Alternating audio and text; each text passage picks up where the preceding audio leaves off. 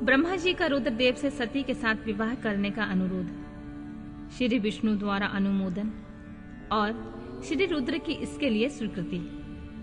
ब्रह्मा जी कहते हैं, श्री विष्णु आदि देवताओं द्वारा की हुई उस स्तुति को सुनकर सबकी उत्पत्ति के हिमभूत भगवान शंकर बड़े प्रसन्न हुए और जोर जोर से हंसने लगे। मुझ ब्रह्मा और विष्णु को अपनी अपनी पत्नियों के साथ आया हुआ देखकर महादेव जी ने हम लोगों से यथोचित वार्तालाप किया और हमारे आगमन का कारण पूछा।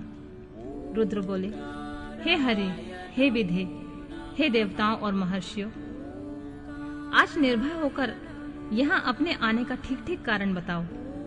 तुम लोग किस लिए यहाँ आए हो और कौन सा कार्य आ पड़ा है, यह सब मैं सुनना चाहता हूँ, क्योंकि तुम्हारे द्वारा की गई स्तुति से मेरा मन बहुत प्रसन्न है। मुने, महादेव जी के इस प्रकार पूछने पर भगवान विष्णु की आज्ञा से मैंने वार्तालाप आरंभ किया और कहा, देव देव महादेव, करुणा सागर प्रभु, हम दोनों इन देवताओं और ऋषियों के साथ जिस उद्देश्य से यहाँ आए हैं उसे सुनिए। वृषभध्वज, विशेषतः आपके लिए हमारा आगमन हुआ है, क्योंकि हम तीनों सहार्थी हैं। सृष्टि चक्र के संचालक के रूप में प्रयोजन की सिद्धि के लिए एक दूसरे के सहायक हैं। सहार्थी को सदा परस्पर यथायोग्य सहयोग करना चाहिए, अन्यथा यह जगत टिक नहीं सकता है। महेश्वर, कुछ ऐसे असुर उत्पन्न होंगे जो मेरे हाथ से मारे जाएंगे, कुछ भगवान विष्णु के, कुछ आपके हाथों नष्ट होंगे। महाप्रभु, कुछ असुर ऐसे होंगे जो आपके वीर से उत्पन्न हुए पुत्र के हाथ से ही मारे जा सकेंगे। प्रभु, कभी कोई विरले या असुर ऐसे होंगे जो माया के हाथों द्वारा वध को प्राप्त होंगे। आप भगवान शंकर की कृपा से देवताओं को सदा उत्तम सुख प्राप्त होगा। घोर असुरों का विनाश करके आप जगत को सदा स्वास्थ्य एवं अभय प्रदान करेंगे। अथवा यह भी संभव है आपके हाथ से कोई भी असुर न मारे जाएं, क्योंकि आप सदा योग युक्त रहते हुए राग द्वेष से रहित हैं तथा एकमात्र दया करने में ही लगे रहते हैं। ईश, यदि वे असुर भी अपराधित हों, आपकी दया से अनुग्रहित होते रहें तो सृष्टि और पालन का कार्य कैसे चल सकता है। अतः वृषभध्वज, आपको प्रतिदिन सृष्टि आदि के उपयुक्त कार्य करने के लिए उद्यत रहना चाहिए। यदि सृष्टि पालन और संहार रूप कर्म न करने हो, तब तो हम माया से जो भिन्न भिन्न शरीर धारण किए हैं उनकी कोई उपयोगिता अथवा औचित्य नहीं है। वास्तव में हम तीनों एक ही हैं, कार्य के भेद से भिन्न भिन्न देह धारण करके स्थित हैं। यदि कार्य भेद न सिद्ध हो तब तो हमारे रूप भेद का कोई प्रयोजन ही नहीं है। देव, एक ही परमात्मा महेश्वर तीन स्वरूपों में अभिव्यक्त हुए हैं। इस रूप भेद से उनकी अपनी माया ही कारण है। वास्तव में प्रभु स्वतंत्र हैं। वे लीला के उद्देश्य से ही सृष्टि आदि का कार्य करते हैं। भगवान श्री उनके बाएं अंग से प्रकट हुए, मैं ब्रह्मा उनके दाएं अंग से प्रकट हुआ हूँ और आप रुद्रदेव उन सदा शिव के हृदय से अभिभूत हुए हैं।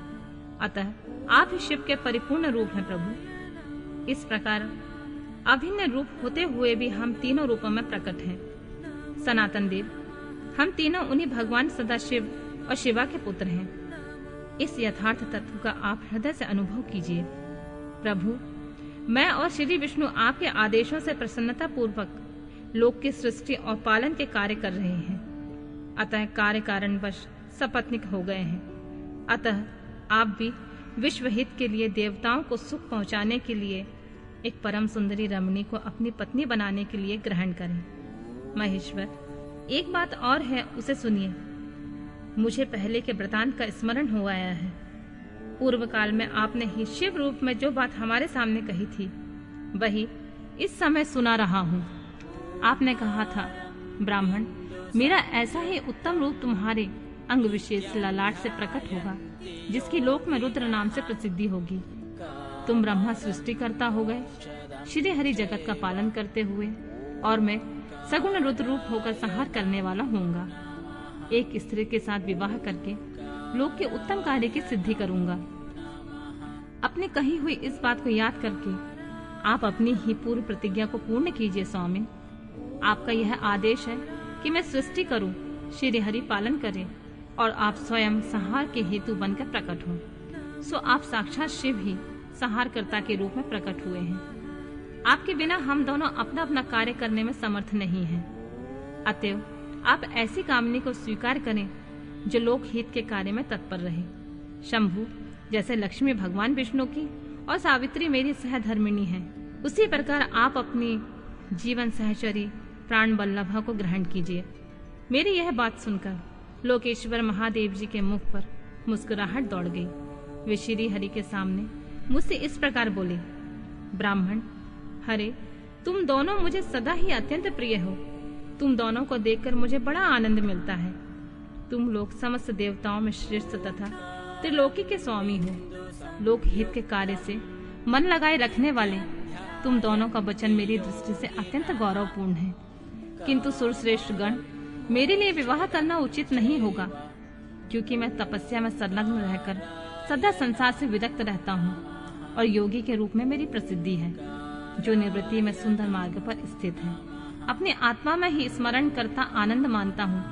निरंजन है, जिसका शरीर अबभूत हो, जो ज्ञानी, आत्मदर्शी और कामनाओं से शून्य है, जिसके मन में कोई विकार नहीं है, जो भोगों से दूर रहता है तथा जो सदा अपवित्र और अमंगल वेशधारी है। उस संसार से कामनी से क्या प्रयोजन है? यह इस समय मुझे बताओ तो सही। मुझे और सदा केवल योग में लगे रहने पर भी आनंद आता है। ज्ञानहीन पुरुष ही यह ज्ञान को छोड़कर भोग को अधिक महत्व देता है। संसार में विवाह करना पराये बंधन में बंधना है। इससे बहुत बड़ा बंधन समझना चाहिए। इसलिए मैं सत्य सत्य कहता हूँ, विवाह के लिए मेरे मन में थोड़ी सी भी अभिरुचि नहीं है। आत्मा ही अपना उत्तम अर्थ अथवा स्वार्थ है। उसका भली भांति चिंतन करने के कारण मेरी लौकिक स्वार्थ में प्रवृत्ति नहीं है, तथा फिर जगत के हित के लिए तुमने जो कहा है उसे करूंगा। तुम्हारे वचन को गरिष्ठ मानकर अथवा अपनी कही हुई बात को पूर्ण करने के लिए मैं अवश्य विवाह करूंगा, क्योंकि मैं सदा भक्तों के वश में रहता हूँ।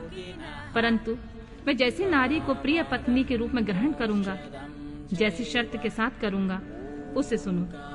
हरे ब्राह्मण, मैं जो कुछ कहता हूँ वह सर्वथा उचित है।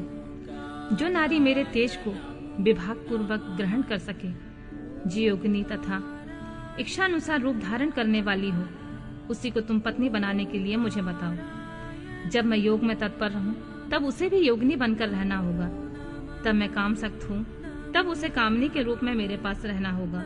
वेद वेता विद्वान जिसे अविनाशी बतलाते हैं, उन ज्योति स्वरूप सनातन शिव का मैं सदा चिंतन करता हूँ और करता रहूंगा। ब्राह्मण, उन सदा शिव के चिंतन में जब मैं लगा हूँ, तभी उस भामिनी के साथ समागम कर सकता हूँ। जो मेरे शिव चिंतन में विघ्न डालने वाली होगी, वह जीवित नहीं रह सकती। उसे अपने जीवन से हाथ धोना पड़ेगा। तुम विष्णु और मैं तीनों ही ब्रह्मा स्वरूप शिव के अंशभूत हैं। अतः महाभागगण, हमारे लिए उनका निरंतर चिंतन करना ही उचित है। कमलासन, उनके चिंतन के लिए मैं बिना विवाह के ही रह लूंगा, किंतु उनका चिंतन छोड़कर विवाह नहीं करूंगा। अतः तुम मुझे ऐसी पत्नी प्रदान करो जो सदा मेरे कर्म के अनुकूल चल सके। ब्राह्मण, उससे भी मेरी एक और शर्त है, उसे भी तुम सुनो। यदि उस स्त्री का मुझ पर और मेरे वचनों पर अविश्वास होगा तो मैं उसे त्याग दूंगा। उनकी यह बात सुनकर मैंने और श्री हरि ने मंद मुस्कान के साथ मन ही मन प्रसन्नता का अनुभव किया।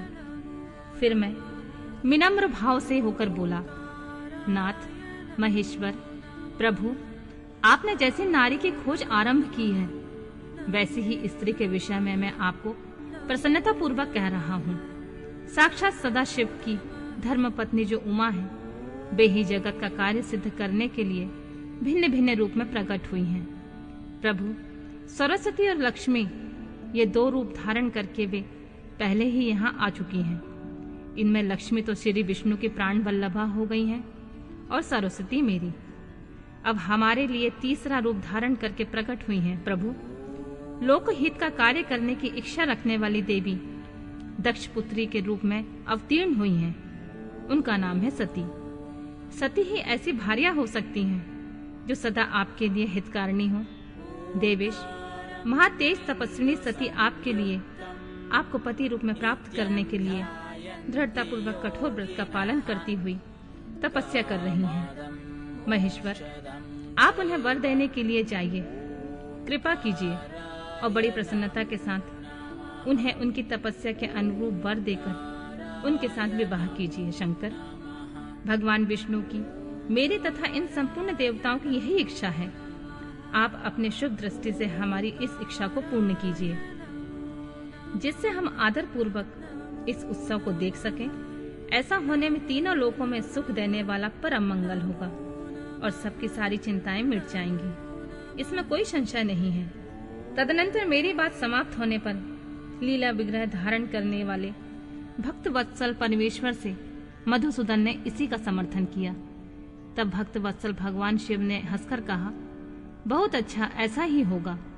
ऐसा कहने पर हम दोनों आज्ञा ले अपनी पत्नी और देवताओं तथा मुनियों के साथ अत्यंत प्रसन्न होकर अपने अभीष्ट स्थान को चले गए।